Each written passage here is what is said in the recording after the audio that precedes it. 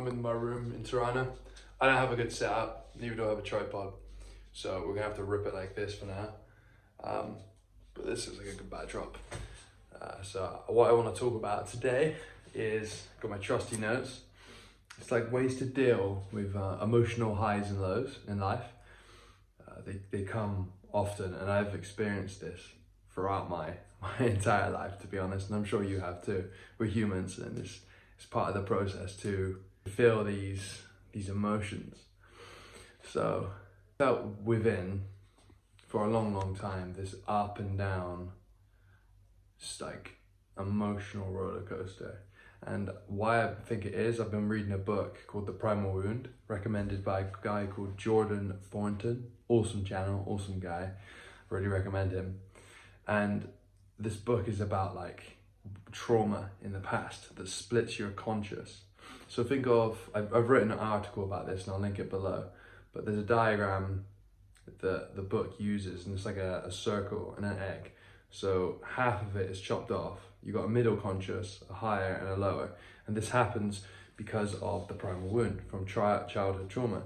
And so it makes your life, like, to summarize it, I haven't synthesized all the information. It's a heavy book. But this up and down happens because the subconscious, positive and negative, is locked off.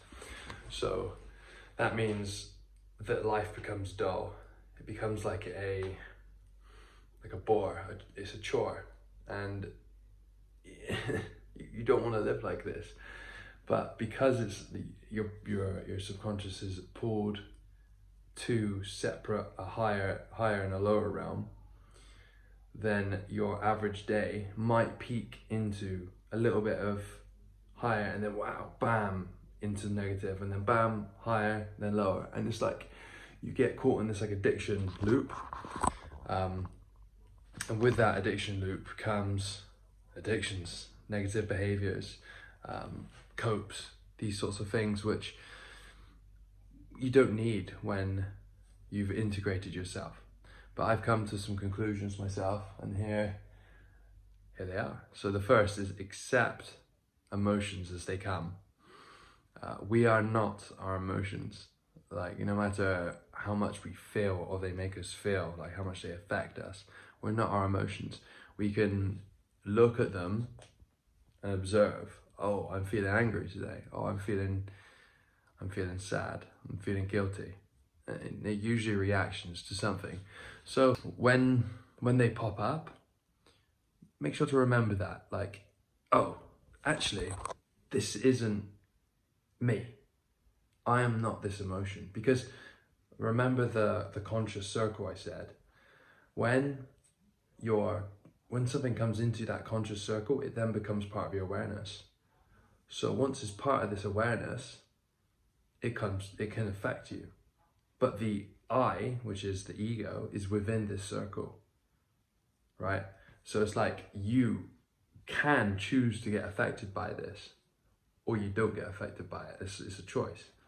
And that can be anything from, like, not touching myself, but like if you touch this bed, for example, it's like you close your eyes, the bed is out there, but it's in my awareness. Like if I walked out of the room, now it's gone. It's not my awareness anymore, and it can't affect me. But if I'm in the room and I sit on it, it affects my reality. But I can choose to let it annoy me. I can choose to let it change my life if I wanted to. I know it's a ridiculous example, but the same with when you meditate, thoughts and feelings come in, they're coming. But you can identify with it and then unidentify, because it's not you. Ultimately, it's not you. It's not who this I is. You're experiencing this thing. So remember, when an emotion comes, you can always pull back. You always have the power and the choice to pull back. So, as I said, with the identification of them, when you identify with something, your consciousness circles down into this like pinprick. Your consciousness literally turns down. You had a big conscious, and now it's this small thing, and you become the emotion when you identify with it. So the trick is, don't identify with it. So that's like, that's maybe a self-awareness thing, but everyone can be self-aware, and it's through being more conscious. And these are all buzzwords, right? So like, what does it mean to be more conscious? Well, then it's like being more open to experience noticing things that you do in yourself, which other people, like if you're another person, you might not see that. And it's like a spiritual growth or like a mental ability to register more things in your awareness, right? So the fact that you can have a sixth sense, right? You know that someone's around there. That's because your consciousness is more active, and you do this by meditating more, by journaling more, by becoming more present, connecting with yourself, listening to what you want inside of your gut. These things are connecting you to everything around you, and in that way you become more conscious. But when you shrink your conscious down to these things which can affect you but aren't you, then you're limiting the scope of your experience of life or your reality. So yeah, choose to disidentify with them. As I just said, it's not so easy to do this, but when you notice that an emotion is making you feel a certain way, and you become aware, like, oh, I'm aware of that, you can then pull back. Wait a minute, I don't need to let this affect me. This is ultimately not me. And that takes a lot of pressure off of yourself. Then there's creating a vision board. You can create a vision board, and it's like, how does a vision board, like a mood board, affect your emotional highs and lows? Well, it connects you back to yourself. Like if you have pictures and images or like writing of what you want, and it reminds you of what you're really searching for, that brings you back to what it is you want out of life and what you're working for. So when you become more aware and clear on what you want, you ultimately change it from this to this, because you're now more aware of what it is. Because we go in these ups and downs for the exact reason that we don't know what we want. You know, it's scary to not know. So we do go up and down. So know what you want, work on that. And that comes through awareness, again, through meditation, journaling, becoming close to yourself, allowing that gut feeling to really pulsate and be alive, and not to cut it off. It's when we cut ourselves off from ourselves that we just become like dull robots, just going around. I don't mean that in a derogative like way, because no one's a robot really, but we can be like robots, get in habits. When you get closer to yourself, you start realizing that you have needs and you're not different from anyone else, and you can be a better person. And that can really change the way you see the world. Like if you're now, oh, I am enough, you know, and now I can start doing the things that I want to do.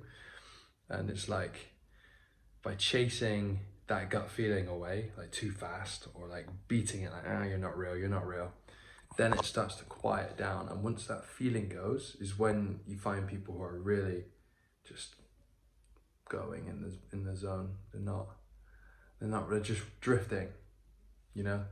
So I think the most powerful thing for going up and down is listening to your gut, because when you follow your gut, sure, it's going to be scary. Like I'm out here in Albania on savings, it's scary, I'm nervous, but it's not scary at the same time. It's actually exciting, you know. There are highs and lows, and I'm starting to see that they're in in life. You need these two, like excitement and scare. Being scared and being excited are on the opposite sides. And if you weren't scared, or if I wasn't worried, or I didn't have any fear, then I wouldn't do it. But because there's so much fear that I feel, it's actually like a indicator that I should do it. And I did it. And now I'm out here, I'm feeling more gut feelings, and I'm learning more about myself. And by learning more about myself, I can get closer to what I want out of life. And so life becomes more whole, more real, more tangible, because you're not just listening, you are doing both, which is how we get from A to B. You know, you listen to the call to action and then you take it. and then you learn things on the way. So this was quite a very up and down video, very raw. I haven't scripted this or anything, it's just come straight off the mind. And these like psychological things, they're hard to wrap your head around, so this is helping me understand it more. But I hope that if you want that book, The Primal Wound, Amazon sell it. It's out of print, but it's a very, very good book. I've learned so much about myself, especially with the past. So yeah, I hope you enjoyed.